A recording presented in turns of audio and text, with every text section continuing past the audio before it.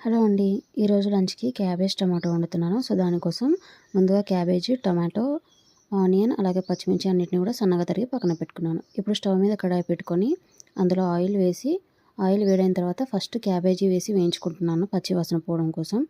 ఆ తర్వాత క్యాబేజీ కొంచెం పక్కకు అనుకొని మధ్యలో ఉన్న ఆయిల్‌లో మనం జీలకర్ర, ఆవాలు, ఉల్లిపాయలు, పచ్చిమిర్చి అలాగే కరివేపాకు వేసుకొని ఒకసారి బాగా ఫ్రై చేసుకోవాలి. ఆ తర్వాత అల్లం వెల్లుల్లి పేస్ట్, పసుపు కూడా వేసుకొని బాగా వేయించుకున్న తర్వాత ఇప్పుడు మనం కట్ చేసి పెట్టుకున్న టమాటా ఏదైతే ఉందో దాన్ని యాడ్ చేసుకుంటున్నాను.